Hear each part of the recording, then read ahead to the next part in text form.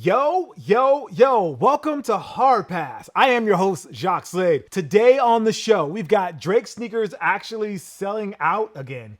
Yeezy sneakers not selling out again. A wrinkle in the Nike and shoe surgeon saga. The week's hottest release. And of course, we have our Hard Pass. All right, let's start with some hot takes. Jaylen Brown is on Instagram teasing the sneaker he wore during NBA Finals practice that has some shiny baubles on them. It's unclear if he's found a brand to work with or if he's charting his own path, but man, these are exciting times for the reigning NBA Finals MVP. And also, hopefully it will spell an end to his yelling at the Nike clouds. Not because he shouldn't criticize or call out Nike, but now he'll be able to focus on something he can call his own. Like, Kyrie Irving made no secret about his displeasure with Nike, but after he signed with Anta, you don't really see him continue to bash Nike or wear painted out shoes without the swoosh. Nah, Kai moved on, and if this is the Jaylen Brown signature shoe we've been waiting for, he should move on too. But unlike Kai, we're hoping that whatever this new Jaylen Brown signature shoe is, it's owned and run by Jaylen. Not that there's anything wrong with signing with a known quantity. It makes the sneaker making process easier. But when you hear Jaylen talk about doing something that's never been done before, owning your own brand is something that hasn't been done recently. Shout out to Al Harrington, Patrick Ewing, Stephon Marbury, and everybody else who made their own lane to varying degrees of success. The difference between Jaylen and those names I mentioned is that he's a Finals MVP and one of the highest paid players in the league. Shame he has to play for that team, unfortunately.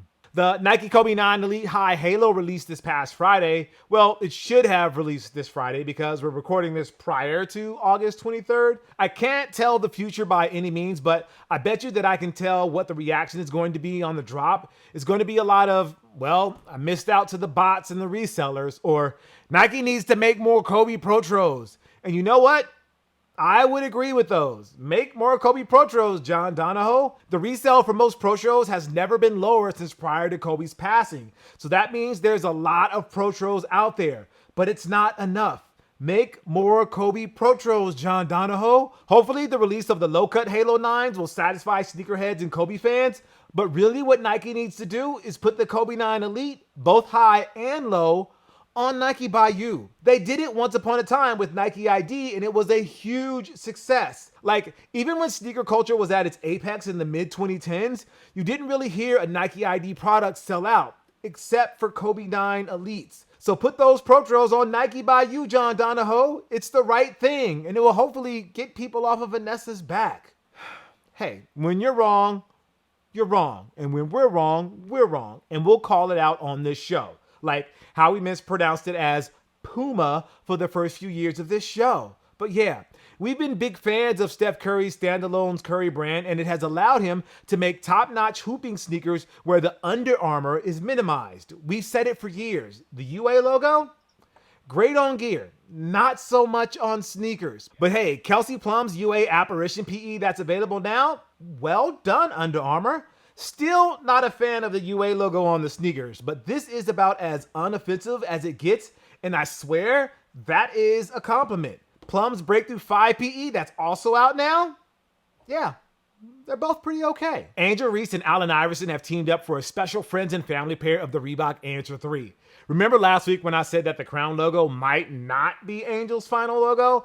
Yeah, I might have to take that back, as the tongue on these PEs feature Angel's Unapologetically Angel branding along with Iverson's AI logo with crowns on top of both. Not sure why this isn't part of the signature collection that dropped last week, but maybe it has to do with the brand wanting Angel to chart her own path in the basketball sneaker space. I feel that. I feel that. But if they mess around and make original Reebok questions or answer 4s with Angel's branding, yeah, they might have to rethink that strategy because the fans are going to want them.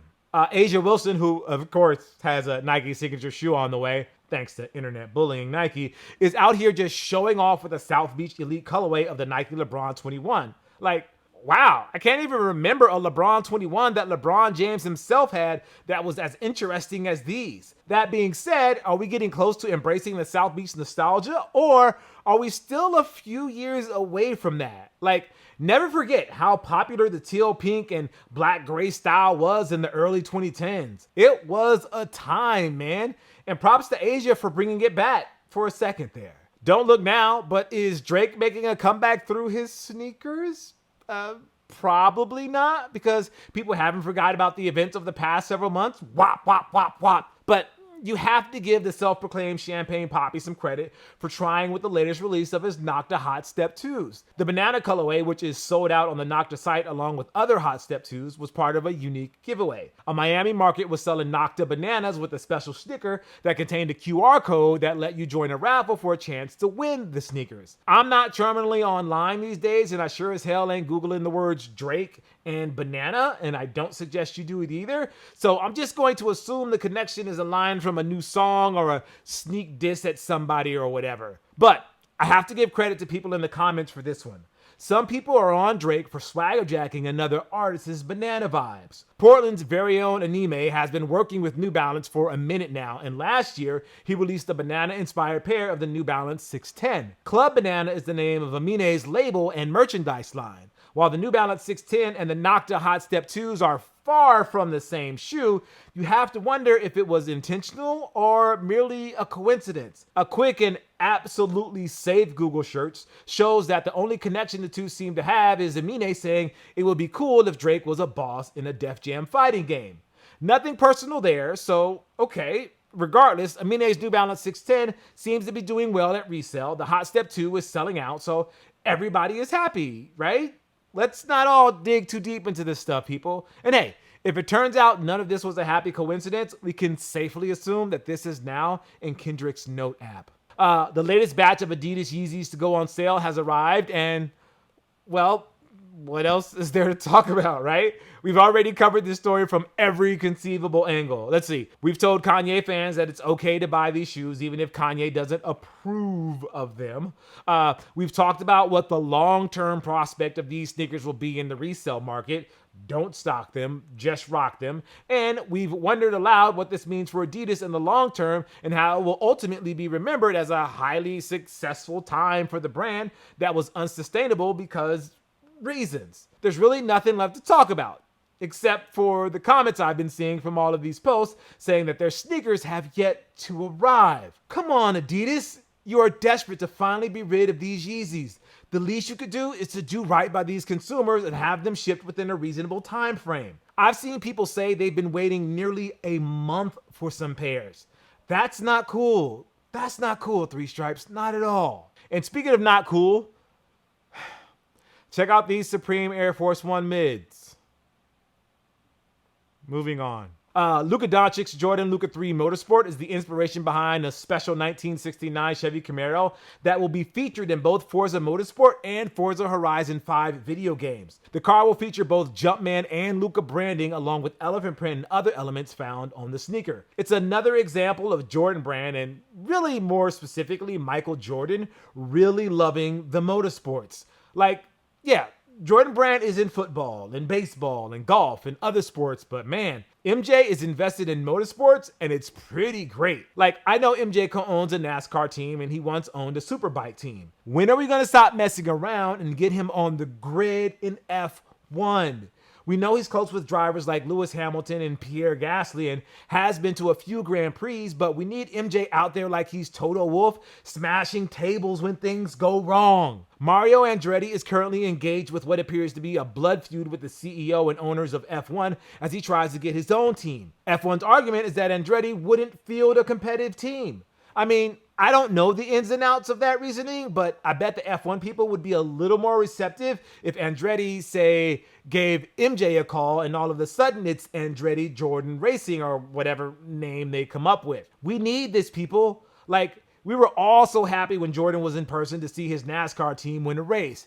Can you imagine the scene if he gets up there on the podium as the representative for the winning team? Just as good as his 6 championships, man. Come on, let's make this happen. One of the unsung heroes of Team USA basketball was Devin Booker. It makes sense when you're on a team with LeBron James, Steph Curry, and Kevin Durant, but man, Book took on the role of being the fourth or fifth option during crunch time of the semifinals and gold medal games, and it was perfect. So props to Book for that. Who knew that quote tweeting Kyle Kuzma would lead to not only his second gold medal, but one of the best gold medal sneakers on the floor during that final game? Nike and Booker need to do us all a solid and drop those I'll do it Book ones before the season starts. Moving on. Despite pending litigation, it appears that Nike is keeping their word and not interfering in shoe surgeons' business when it comes to one-offs. Surgeon recently revealed a collaboration with Cadillac that includes custom-designed sneakers highlighting their latest vehicles, but also a special one-of-a-kind Air Jordan 1 for tennis star, Cadillac ambassador, and Nike athlete Frances Tiafoe. As was stated in the lawsuit, Nike does not have any issues with the limited one-of-one customization Surgeon's been doing for us or his clients when allowed under Nike-sponsored athlete contracts. A few weeks ago, we pointed out on a Snapper promotion that included custom Nike Dunks that were being given away. And just this past week, WWE and Cricket Wireless released a video featuring Dron Trottier, another prominent sneaker customizer in the space, working on custom Air Force Ones for Jey Uso. Since Nike hasn't dropped the hammer on either of those promotions, I think the picture is starting to get clearer on what Nike can and can't enforce when it comes to artists working on their iconic silhouettes. Let's see. All right, for the pick of the week, we have the Air Jordan 3 Cement Gray on August 31st for $200. Okay, I feel like I need to do this bid I did on the heat check here on Hard Pass, and you'll understand in just a second. All right. This is the Cement Gray Jordan 3 that's dropping at the end of the month. This is not the same as the legendary OG colorway, the White Cement 3. It's not the Infrared 23 that dropped back in 2014, and now that I kind of want a retro of. And it's also not the CO.JP Fire Red denim pair from a few years back. This is the Cement Gray Air Jordan 3 that's dropping on August 31st for $200. Absolutely, positively not the same thing. Yeah. Okay. All right. It's time for this week's Hard Pass. We'll take a look at something in the culture that just needs to go. Like co-writers, hopes, and dreams. We've been doing that a lot to co-writer lately that kind of almost feels petty on my part. Like, maybe I should take it easy on him, but no. So, here's what happened. Nintendo. They finally revealed their much-rumored museum in Kyoto, Japan, and that it's set to open in October. And co-writer is apoplectic. Not because he hasn't been waiting for this his whole life. He's told me as much on several occasions, even when I didn't ask him. But because the earliest he'll be able to go is sometime in 2025. Poor bastard. Anyways, ignoring his feelings on the matter for a second, the museum is great news for fans of Nintendo as they continue their expansion into the broader pop culture with movies, attractions at theme parks, and now a place where the fans can celebrate their history. In the reveal video hosted by Nintendo legend Shigeru Miyamoto, he shows off some of the exhibits that attendees will get to see, including products going all the way back to their playing card and toy making days for those that know. Of course, the main draw for the people will be the games, and Miyamoto-san showed off displays highlighting the differences in the designs of the consoles back in the 80s. The NES we loved here in America is way different in Japan. And I gotta say, red and gold controllers might be better than the gray ones we got as kids, man. Other interactive exhibits include recreations of Japanese households while you get to try out some of the toys Nintendo made back in the days, and giant-sized versions of the NES and Wii where you have to work together with your fellow museum goers to play games. Yeah. Something tells me you're not going to be able to play GoldenEye 007 on that giant N64 controller because it is a family-friendly establishment. Anyway, back to co-writers' feelings because they're so important all of a sudden. While he is absolutely pumped for the museum, he has some minor concerns. Obviously, Nintendo wasn't going to show off the whole museum during the reveal video, but he does worry that Nintendo won't actually give us all the good stuff, as he calls it. What he means by that are exhibits and presentations about stuff we've never seen or heard about, like games and hardware that never saw the light of day, or prototypes that were only ever shown once at a trade show but were then quietly canceled. The double-edged sword of Nintendo themselves bidding museum is that they have access to all of the stuff, but they only present the good stuff that they want us to see and in a way that shines the brightest and most positive light on them. A museum that was created and curated by a third party might not have the same access, but they'll be a little more honest about Nintendo's history, good and bad. And while I absolutely believe co-writer will always carry that game journalist mindset with him. He's gonna cry like a baby when he steps foot in that museum. It's gonna be kind of sad. Actually, it's gonna be really funny to me as he goes broke trying to buy all that exclusive merch. All right, I didn't want to do this, but here's a list of 10 things that co-writer is hoping to see at the museum.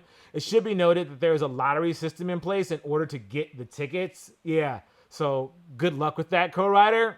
Here's the top 10. Number 1, any acknowledgement that the 1993 Super Mario Bros. Movie happened. Number 2, Famicom disc writer kiosk, but really the bootleg ones. Number 3, every colorway of the Nintendo 64, because there were a lot of them. Number 4, the NES prototype called the Nintendo Advanced Video System that had a keyboard, joystick, and a light gun that's all wireless. Number 5, the Workboard, a PDA-like game that includes a mini keyboard you connected to the Game Boy. Number 6, both versions of Super Mario 128. Number 7, playable Zelda Space World demo. Number 8, Virtual Boy's Toys R Us kiosk with hand sanitizer and wipes for your face after you use it. 9, 2 GameCubes duct taped together, if you know, you know. And 10, a Nintendo PlayStation prototype with a working CD drive.